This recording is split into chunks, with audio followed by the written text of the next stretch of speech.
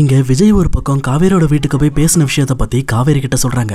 ஆனா இதை கேட்ட காவேரியுமே எதுக்காக விஜய் இப்படி பண்ணீங்க, சொல்லப்போனா எங்க அம்மா ஏற்கனவே ரொம்ப கோபத்துல இருந்தாங்க, இப்ப நீங்க போய் பேசினதுனால இன்னுமே பிரச்சனையை பெருசாயிட்டு தான் இருக்கும் அப்படின்ற மாதிரி அவங்க ஒரு பக்கம் விஜய் கிட்ட சொல்லிட்டு இருக்காங்க.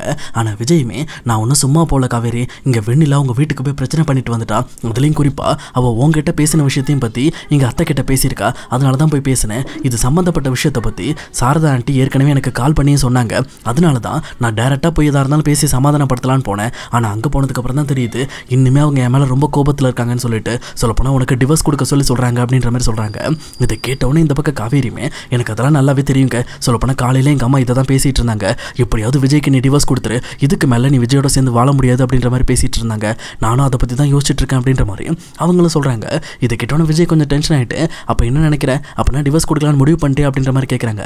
ஆனா காவேரியுமே இல்ல விஜய், நான் அப்படிலாம் கொடுக்க மாட்டேன், நான் தான் ஏற்கனவே உங்ககிட்ட சொல்லியிருக்கேன்ல நம்ம ரெண்டு பேரும் ஒன்னா சேர்ந்து வாழ வேண்டியது கண்டிப்பா ஒரு கட்டாயமான விஷயம், அதனால அதுக்காக நான் வெயிட் பண்ணிக்கிட்டு இருக்கேன். இப்போ நான் எங்க அம்மாவோட பேச்சையும் கொஞ்சம் கேட்க வேண்டியது இருக்கு, நீங்க உங்களோட இஷ்யூஸ் எல்லாம் முதல்ல கிளியர் பண்ணிட்டு வாங்க, அதுக்கப்புறம் ஆட்டோமேட்டிக்கா நம்ம ரெண்டு பேரும் சாதாரணமாவே சேர்ந்துருவோம், அப்படி இல்லைனாலும் எங்க அம்மாவே சேர்த்து வச்சிருவாங்க, உங்க பிரச்சனையா இருக்கிறது வெண்ணிலா மட்டும்தான், அந்த பிரச்சனையை மட்டும் கொஞ்சம் தீர்த்துருங்க அப்படின்ற மாதிரி இங்க காவேரி ஒரு பக்கம் சொல்லிட்டு இருக்காங்க.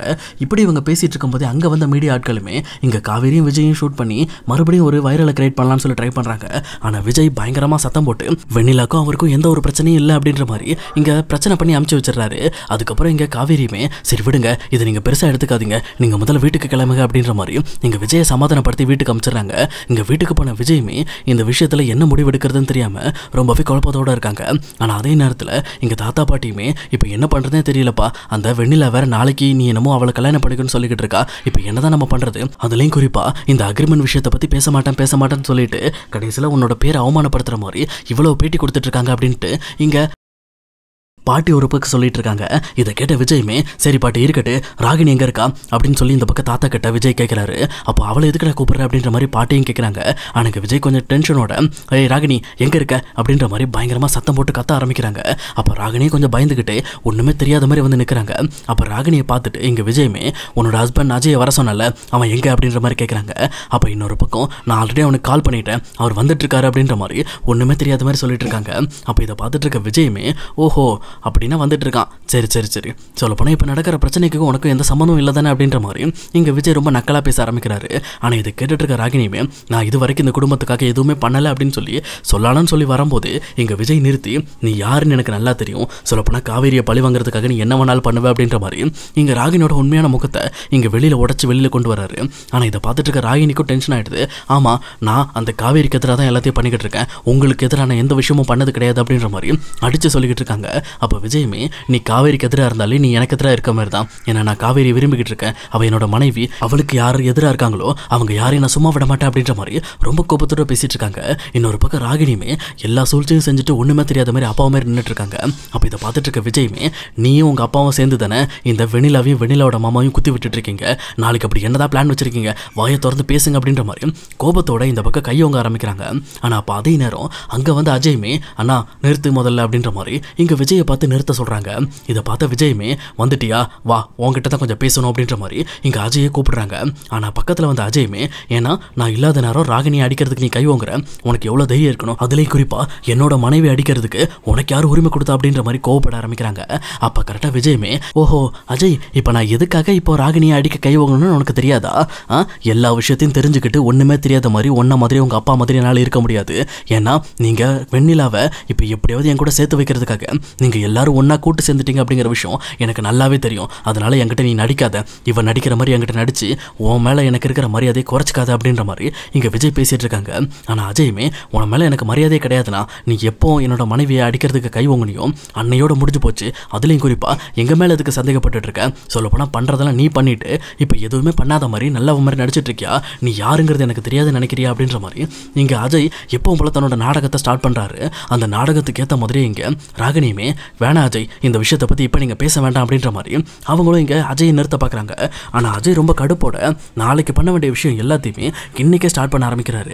அப்போ டேரெக்டாக இங்கே விஜயுமே என்ன விஷயம், நான் அப்படி என்ன பண்ணிட்டேன், நான் என்ன துரோகம் பண்ணேன்னு உங்களுக்குலாம் வலிக்குது அப்படின்ற மாதிரி ரொம்ப கோபத்தோடு கேட்டுட்ருக்காங்க. அப்போ இதை கேட்டுட்ருக்க அஜயுமே என்ன பண்ணிட்டியா, நீ என்ன பண்ணலன்னு கேளு, அந்த வெண்ணிலாவோட குடும்பத்தை அழிக்கிறதுக்கே முக்கியமான காரணம் நீ தானே அப்படின்ற மாதிரி ஒரு பயங்கரமான ஷாக்கான குண்டத்துக்கு போடுறாங்க. இது கேட்டோன்னே இந்த பக்கம் விஜய்க்கு என்ன பேசுறதுன்னு தெரியல, அப்படியே மிரண்டு போய் நின்றுட்டு இருக்காங்க.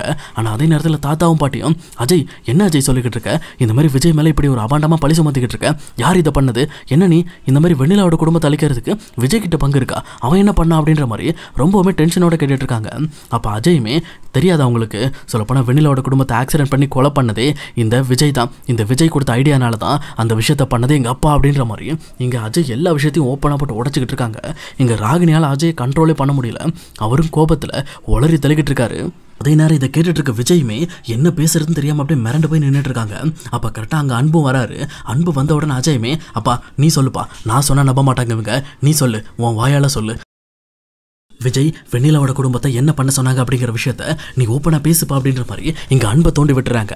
அன்புமே என்னடா இது, இவன் வேற அவசர கொடுக்க மாதிரி பிரச்சனையை முன்னாடியே கிளப்பிட்டானே அப்படின்ற மாதிரி வேற வழி இல்லாமல் ஆமாம் இந்த மாதிரி விஜய் தான் இந்த பிரச்சனைக்கான காரணமே, வெண்ணிலாவை இப்போ நம்ம கல்யாணம் பண்ணிக்க சொல்கிறதுக்கான காரணமும் அதுதான், ஏன்னா வெண்ணிலாவோட குடும்பம் ஆக்சிடென்ட் ஆனதுக்கான காரணம் விஜய் தான், விஜய் தான் என்கிட்ட சொன்னான் அவங்க எப்படியாவது உயிரோட போயிடக்கூடாது, அவங்களை எப்படியாவது ஆக்சிடென்ட் பண்ணி கொண்டுறணும் அப்படின்ற மாதிரி என்கிட்ட அவன் பிளானை சொன்னான். நான் எடுத்தோன்னே இது வேணாம் தம்பி, இது தப்பு அப்படின்ற மாதிரி அவங்ககிட்ட எடுத்து சொன்னேன். ஆனால் அவன் தான் என்னோட பேச்சை கேட்காம இதை நீங்கள் பண்ணி ஆகணும் சித்தப்பா, எனக்காக இதை நீங்கள் பண்ணணும் அப்படின்ற மாதிரி என்னை ரொம்பவே ஃபோர்ஸ் பண்ணிட்டான். விஜயோட பேச்சை கேட்டு தான் நான் வெண்ணிலாவோட குடும்பத்தை இப்படி கொலை பண்ணுற ஸ்டேஜ் அளவுக்கு போயிடுச்சு. ஆனால் அதில் வெண்ணிலா தப்பிப்பான்னு நான் நினைக்கல, இப்போ அவளுக்கு எல்லா உண்மையும் தெரிஞ்சு போச்சு, என்ன பண்ணுறதுனே தெரியல, அதனால தான் நான் டிமாண்ட் பண்ணிட்டு இருக்கேன், தயவு செஞ்சு வெண்ணிலாவை கல்யாணம் பண்ணிக்க தம்பி, இல்லைனா நம்ம 2 பேரும் ஜெயிலுக்குள்ளே போயிடுவோம் அப்படின்ற மாதிரி அன்புமே வந்து புலம்பி தள்ளிக்கிட்டு இருக்காரு.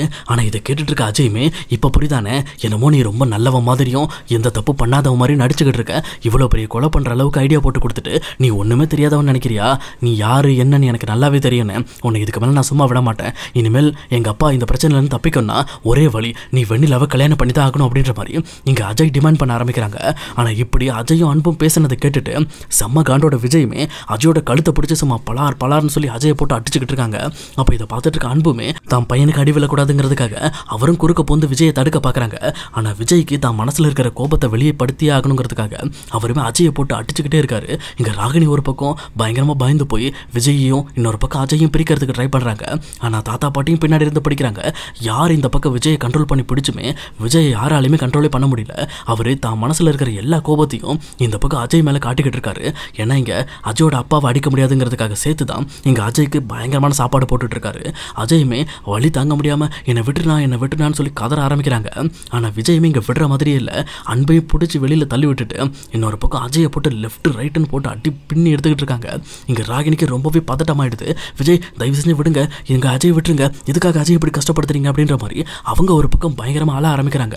அப்போ அஜயுமே ஒரு லிமிட்டுக்கு மேலே அடி தாங்க முடியாமல் ஆனால் என்னை மன்னிச்சிருந்தேன், நான் தேவையில்லாமல் போய் சொல்லிட்டேன், இது எதுவுமே உண்மை கிடையாது, நீ என்னை அடிக்காதானே, நான் நிறுத்து, எல்லா உண்மையை நான் சொல்லிடுறேன் அப்படின்ற மாதிரி அவருமே தான் வாயால் உண்மையை உளறதுக்காக ஒத்துக்கிறாரு. இதை பார்த்தோன்னே இந்த பக்கம் விஜயுமே மறுபடியும் நிறுத்தாமல் அடிச்சுக்கிட்டு இருக்காங்க. ஆனால் இங்கே அஜயுமே வந்து எல்லா உண்மையும் சொல்கிறேன் என்னை விட்டுரு அப்படின்ற மாதிரி தொட்டிக்க ஆரம்பிக்கிறாரு. அப்போ தான் விஜயுமே நிறுத்திட்டு இப்போ இந்த நிமிஷம் உன் வாயால் எல்லா உண்மையும் சொல்லணும், இப்போ ஏதாவது பொய்யா சொன்னேன்னு வச்சுக்க உங்கள் 3 பேரையும் இதே இடத்துல நான் கொலை பண்ணி இதே வீட்டுக்குள்ளே புதைச்சிட்டு போயிடுவேன் அப்படின்ற மாதிரி இங்கே விஜய் பயங்கர கோபத்தோட வெறித்தனமாக இவங்க 3 பேர் வாயால் உண்மையை ஒத்துக்க வைக்கணுங்கிறதுக்காக ஒரு பிளானோட உட்காந்துட்டு இருக்காரு.